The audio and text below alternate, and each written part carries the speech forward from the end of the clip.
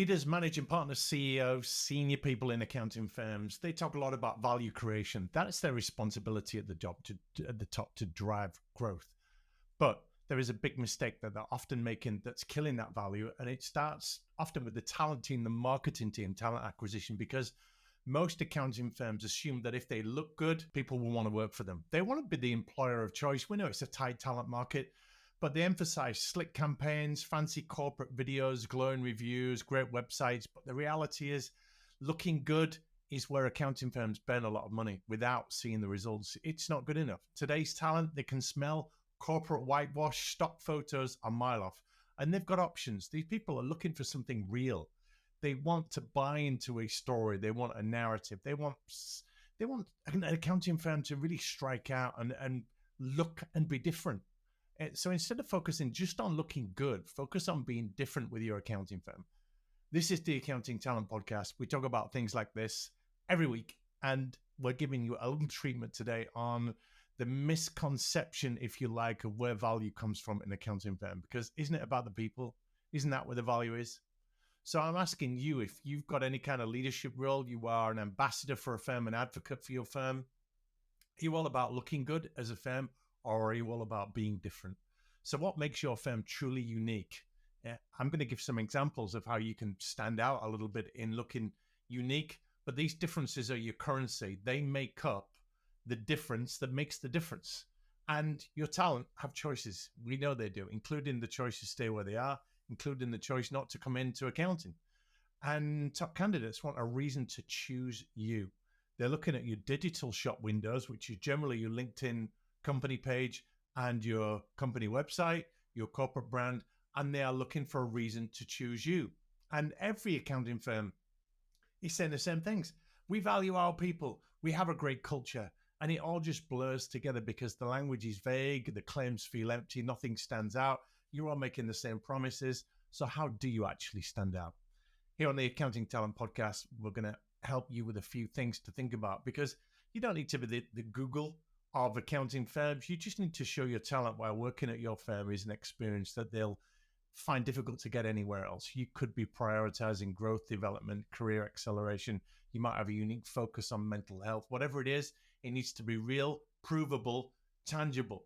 So let's share with you a few specific ways, practical ways that you can be different and not just look good. Number one, clear, individualized career paths. People are different. They have different ways they want to get on in their career. And you can stand out by individualizing or personalizing how you let people advance. For instance, who has their hands on the steering wheel of their careers in your firms? Is it the employees themselves? Is it the employers? Is it the bosses, the managers, the leaders, the partners? Or is it a bit of both? And what makes it unique in your firm? What we're thinking about here is all firms promise promotions, career progressions, personal and professional development. But what if you, as a firm, created specific, unique, personalized roadmaps for every new hire? Imagine showing candidates the different ways they can progress from junior roles into leadership positions with possible timelines. People don't have to go at the same rate, but there's milestones, there's different ways to get to the same place, and what support will they receive along the way? A top talent wants to know they've got a future at your firm. They want a clear vision of how they'll grow and how you'll support them. That transparency is rare. It's invaluable. For example, let's say your firm has a mentorship program that pairs every junior accountant with a senior leader who meets with them monthly. Highlight that, play on that, give some examples of that, making clear that you invest in people, not just as employees, but future leaders, because that kind of support differentiates firms from a firm that says, we do care about your development, because you're showing evidence that it's real. I'm working with a couple of firms at the moment, and they do exactly that. They pair people up. They buddy people up with someone more senior than them, and it's very intentional.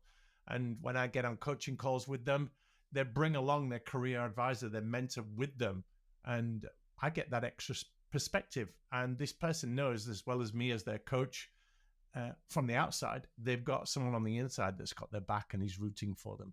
So that's one thing, is individualized, personalized career paths. Number two might be a work-life balance that actually means something. I work a lot with men on mental health, and certainly in the UK, I don't know if it's different in other countries, but the biggest cause of death for men under 50 is suicide. I'm not saying it's not a problem for women, it's a problem for everyone, but mental health, mental well-being, not many firms walk the walk on work-life balance. So if your firm truly respects people's time, you need to be visible with that. Some firms are looking at 4-day work weeks, flexible schedules, allowing parents to work around school runs, allowing people to look after elderly relatives. And if you've got policies, showcase them like this. Do it honestly. Give stories, examples of real employees and how these policies have helped them thrive both personally and professionally. There might be people at your firm that have made a 4-day week work. How have they done it? Let's talk about what that enables them to do with their kids or their personal life. There must be lots of stories in your firm that can showcase this, and they actually want to be living out the values that are created in your personal approach to your staff. I went with a couple of firms where I interviewed their people about why their firm is a great place to work, why it's their forever firm, or why they don't go anywhere else, why they've resisted that temptation. And work-life balance comes up a lot. What are you going to do about that? Are you playing on that field, or are you mandating that everyone returns to the office? That's a scary thing. You've got to be so careful these days. With the pandemic, people have got a taste for working from home. They've got a taste for remote work. It doesn't answer all the questions. I understand that, but neither does a complete 100% mandated return to office. So you've got to focus on work-life balance. The third thing I would say is with mental health specifically, some firms just pay it lip service, but we're starting to talk more and more about mental health, mental well-being. Does your firm support it in meaningful ways? Do you have mental health first aiders, counseling, support, mental health days off, critical differentiators? Say we value you as a person, not just a worker. So if you've got mental health first aiders or people that can talk somebody off a ledge of a little breakdown or meltdown at work, you need people that can offer support on burnout, stress, the early signs, wellness stipends. I've heard these for employers that use gym memberships, meditation apps, relaxation apps, productivity apps, weekend getaways to recharge. What are they doing to keep those batteries topped up? These are tangible, meaningful actions that coming to your employer brand that show you genuinely care about the well-being of your people. Let's face a fourth one here, which is hybrid working. We can't get away from this now. You see, it's all LinkedIn, isn't it? This is the common workplace now, not just in accounting, but everywhere. And it can't be just talk. A lot of firms genuinely fall flat on this. They claim to offer hybrid working and remote work, but they can't galvanize and drive a culture through it. They're not geared up for it. They're not planned for it. They pay it lip service. It's got to be more than just letting people work from home occasionally. There are many different tools and nuances of how people work best, and working from home while keeping people connected and included and valued and engaged. That's the magic formula.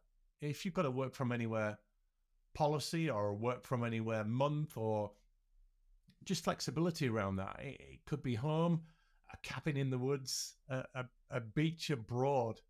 These days with the tools and tech we've got, you can literally do it from anywhere. This is why offsourcing is not a word.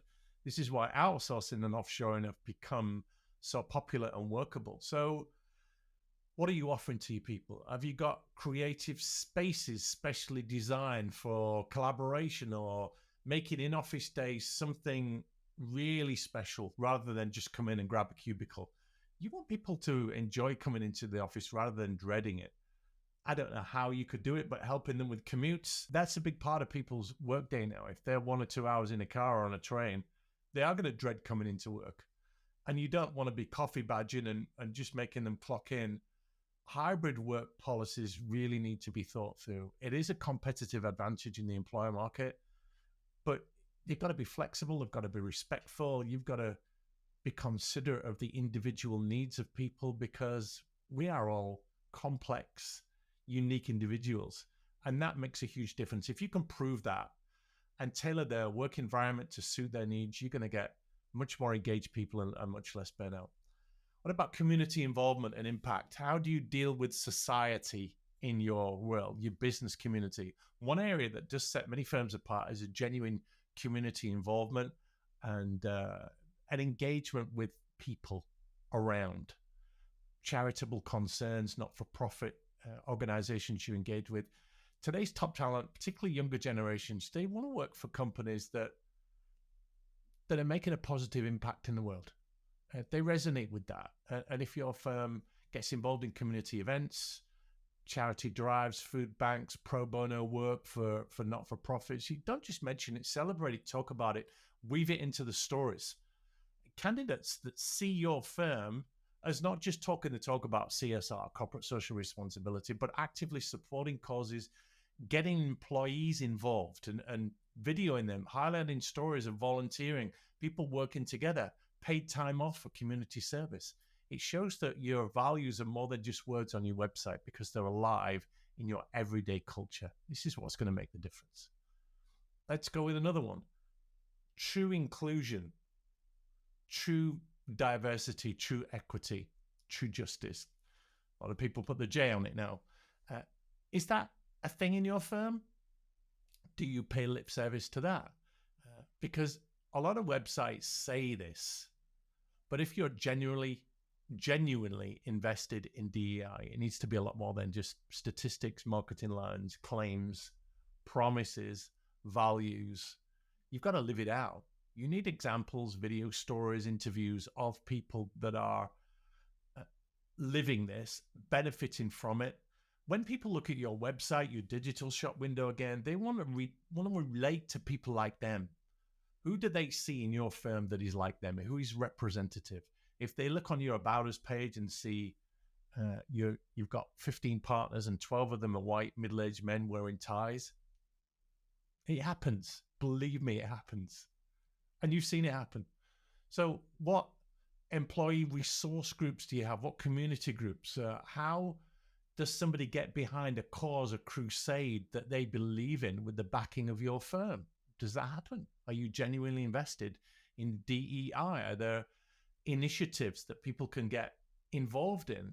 What are you bringing into the approach of your firm that encourages diverse talent to have a voice and a seat at the table?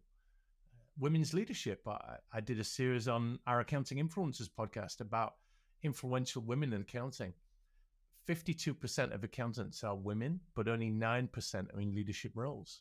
So does your firm have a women's leadership program? Do you have a higher than industry average female partners? Do you offer targeted development, diversity scholarships? Do you attract and engage with underrepresented groups? It doesn't have to be gender, but you've got to be vocal about these. You can't keep these stories secrets. You've got to share them on social, on LinkedIn, on your website. Maybe you've got a YouTube channel because the talent needs to see that. Otherwise, it's just a well-kept secret. They've got to see that your background, your identity, the fabric, the DNA, the culture, it's not just talked about, it's done. And if they see that it's real, and if they've got evidence for that, they're far more likely to choose you. What about your onboarding? This is number 7 on our list here.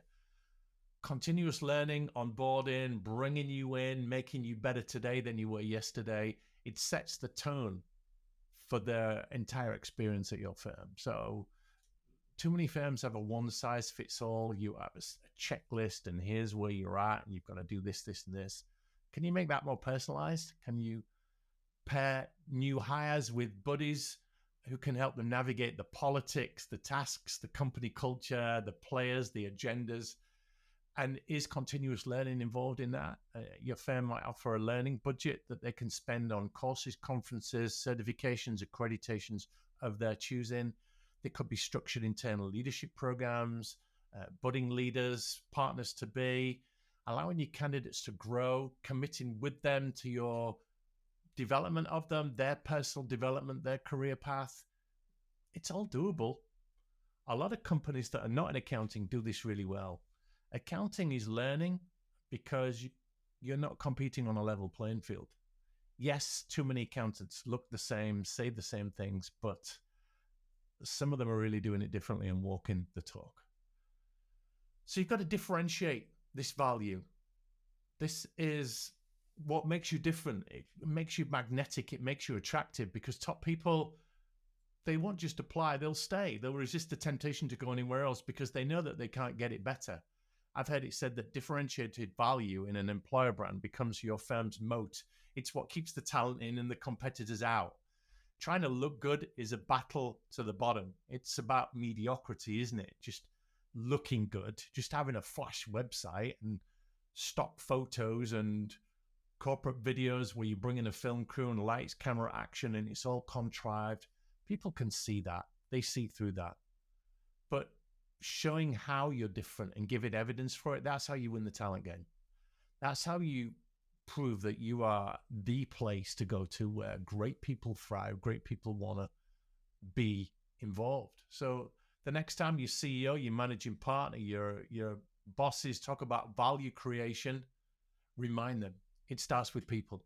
And people need a reason to join the cause. They need a reason to choose you. So be specific, be different, be evidence-based, and watch the best talent come to you almost every single time, particularly at those lateral strategic higher end hires, because people buy into stuff that's real. And if you could prove it, if you're really doing it, you've got a massive chance. This is the Accounting Talent Podcast. Check out our LinkedIn company page, Accounting Talent. We're growing a group there of people that are interested in stuff like this, giving some bonus content and continuing the conversation. We look forward to seeing you there. And I'll see you on the next episode of the Accounting Talent Podcast.